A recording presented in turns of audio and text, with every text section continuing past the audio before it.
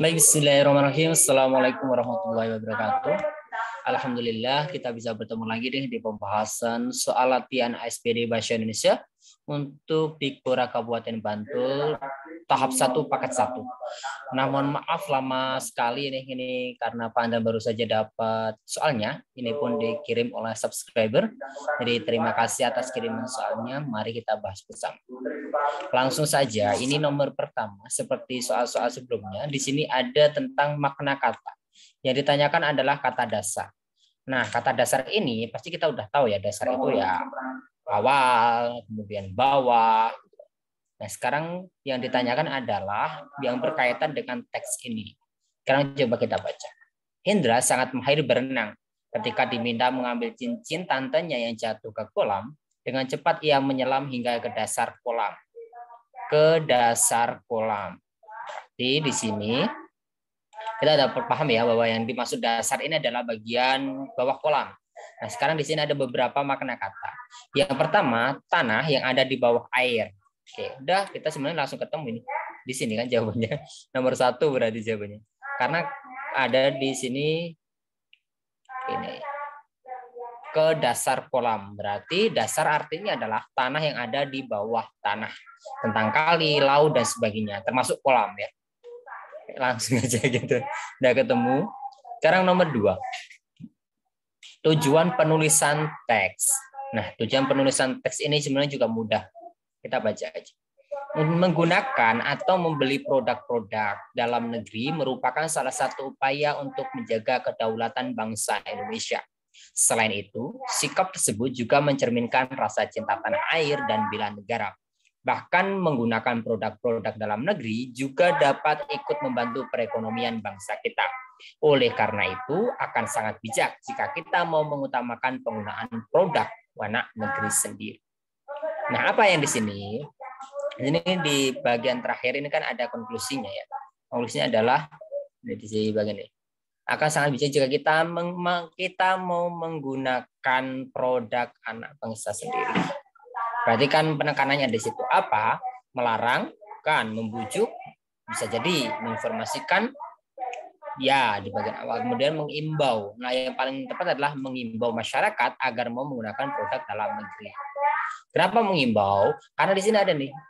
Jika kita mau mengutamakan penggunaan produk, kan ini sebuah imbauan, sebuah permintaan.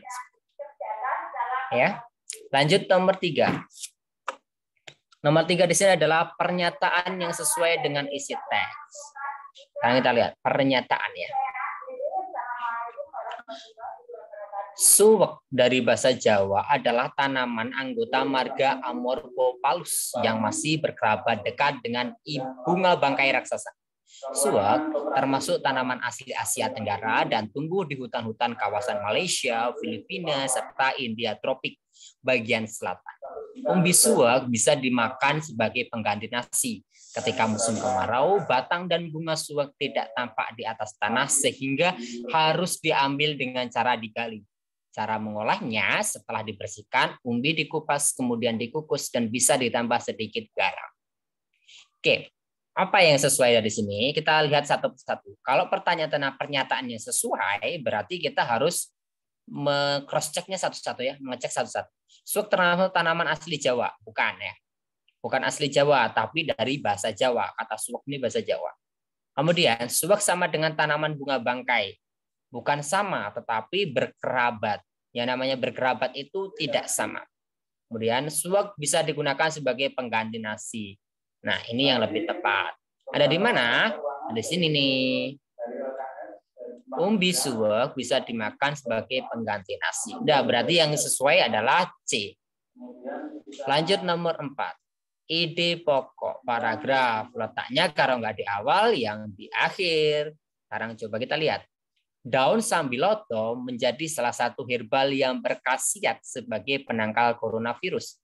Profesor Muhammad Nasih mengatakan bahwa saripati daun sambiloto mampu menjadi referensi pencegahan masuknya coronavirus ke dalam tubuh.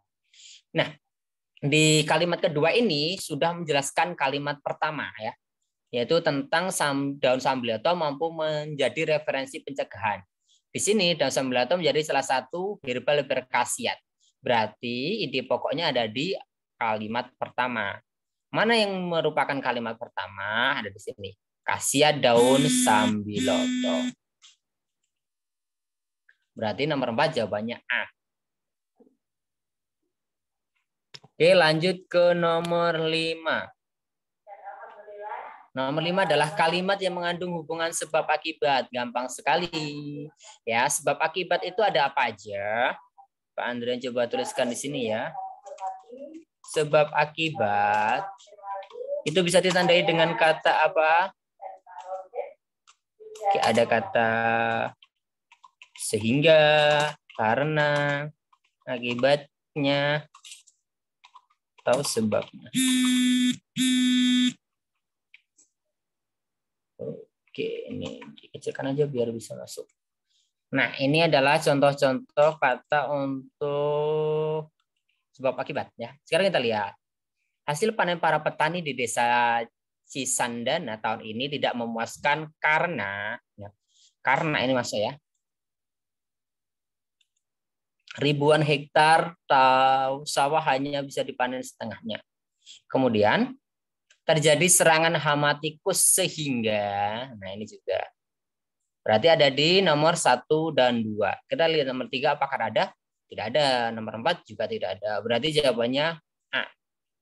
Langsung ketemu ya. Nomor 6. Kalimat yang mewakili isi poster. Ini gampang juga. Kita lihat posternya aja gambar tentang apa? Oh, tentang orang berkendara. Mobil ya. Kemudian di sini ada tulisan mau jauh, mau dekat, selalu pakai sabuk pengaman. Nah, berarti apa? Kalau kalimat poster itu kan pasti isinya adalah untuk mempengaruhi atau memberi persuasif, memberikan bujukan. Sekarang kita lihat, sabuk pengaman dipakai berdasarkan jarak yang ditempuh. Bukan. Sabuk pengaman wajib dikenakan saat mau berkendara jauh. Tidak. Sabuk pengaman digunakan tanpa pertimbangan jarak tempuh. Nah, yang tepat ini. Kenapa? Karena di sini ada mau jauh, mau dekat. Berarti kan tidak mempertimbangkan jarak tempuhnya. Jawabannya C. Nomor 7. Situasi yang kemungkinan muncul dalam masyarakat. Nah, sama ini prediksi situasi ya. Kalau prediksi situasi, kuncinya adalah kita memilih hal-hal positif. Jadilah orang baik. Nah, coba kita baca. PPDB SMA SMK di Provinsi DIY tahun ini mengalami perubahan dibanding tahun sebelumnya. Jalur prestasi memiliki porsi kurang lebih 30%. Dasar seleksi jalur ini adalah gabungan nilai rapot, nilai akreditasi sekolah, dan hasil ASPD. Porsi nilai ASPD mencapai 50%. Nah, dengan peristiwa ini, kira-kira apa yang akan terjadi di masyarakat? Ini ada opsinya. Kita tinggal milih aja. Siswa tidak memperhatikan sistem PPDB. Oh, jelas tidak, karena banyak aturan pasti diperhatikan. Kemudian, siswa memiliki peluang lebih besar untuk memilih sekolah favorit. Bisa jadi dia punya peluang ya. Karena kan berdasarkan nilai, jadi bisa milih. Nah, siswa lebih termotivasi mengikuti ASPD dengan sungguh-sungguh. Nah, ini juga bisa terjadi. Kenapa? Karena di sini porsi ASPD ini mencapai 50%. Berarti siswa pasti akan berlomba-lomba mendapatkan nilai terbaik di ASPD ini. Jadi simak videonya sampai selesai. Yang keempat, sekolah di kampung bisa terancam tidak mendapatkan siswa baru. Oh, tidak. Karena ini merata ya. Adanya penghapusan sekolah favorit itu kan biar merata. Berarti jawabannya 2 dan 3, opsi C. Lanjut nomor 8. Ringkasan. Nah, ringkasan ini ya, Pak Andrian berkali-kali bilang, kalau ringkasan itu ambil dari paragraf yang ada. Kalau ada 2 paragraf, ambil ide 1, ide 2 digabung. Gampang. Karena coba kita baca.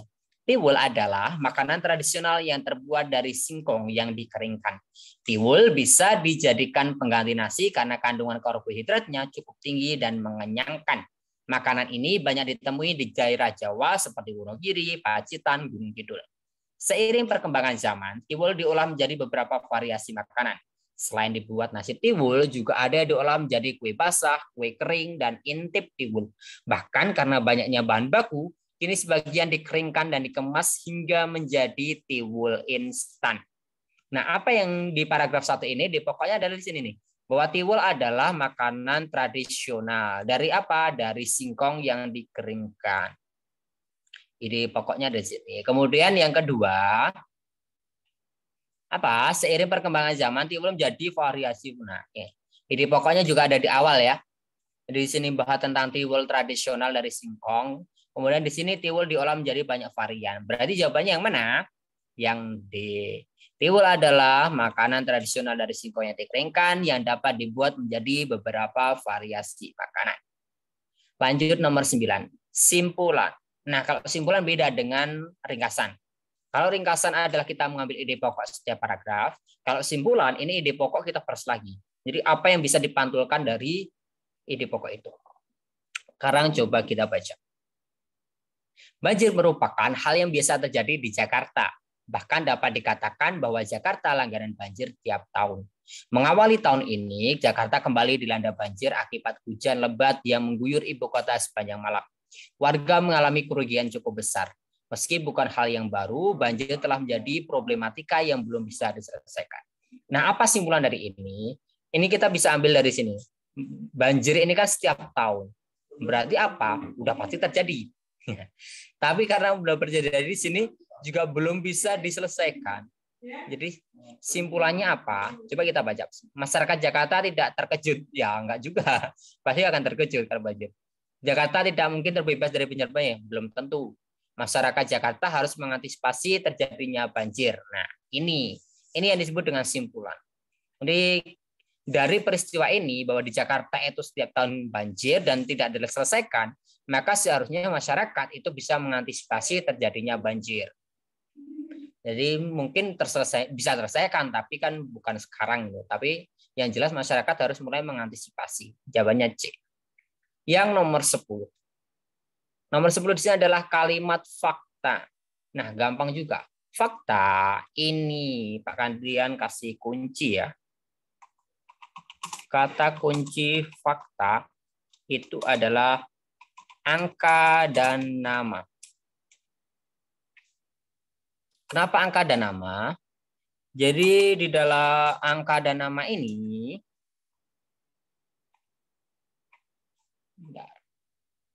dalam angka dan nama itu kalian akan tahu bahwa angka itu tidak bisa dimanipulasi, kemudian nama juga tidak bisa diganti-ganti. Artinya ketika kalian menemukan angka dan nama dalam sebuah kalimat, itu sudah pasti sebuah fakta. Sekarang coba kita lihat ya. Indonesia memasuki tahap kedua program vaksinasi dengan serapan warga lanjut usia di atas 60 tahun dan pekerja publik. Vaksinasi ini ditargetkan untuk 38 juta bla bla bla bla. Nah, ini adalah fakta. Nomor 2 udah pasti fakta. Apalagi ditambah Mei 2021. Ini nggak mungkin dimanipulasi. Ya. Berarti yang nomor 2 udah tepat nih. Nomor 2 tepat. Berarti jawabannya adalah mana? Antara nomor ini B ya berarti ya. Coba kita lanjut dulu. Tahap vaksinasi telah dimulai pada 17 Februari lalu. Nah, ini juga fakta. 17 Februari yang lalu. Ini fakta. Dan diharapkan para pedagang. Nah, diharapkan ini bukan fakta. Ini adalah opini. Berarti ada nomor 4-nya keliru. Berarti antara A sama B aja. Berarti antara 1, 2, 3. Coba kita lihat nomor 1. Indonesia memasuki tahap kedua program vaksinasi COVID. Nah, ini juga ya. Tahap kedua ini juga fakta. Nah, kita perhatikan satu persatu lagi. Vaksinasi ini ditargetkan untuk dan akan selesai divaksinasi pada Mei. Tahap kedua vaksinasi telah dimulai pada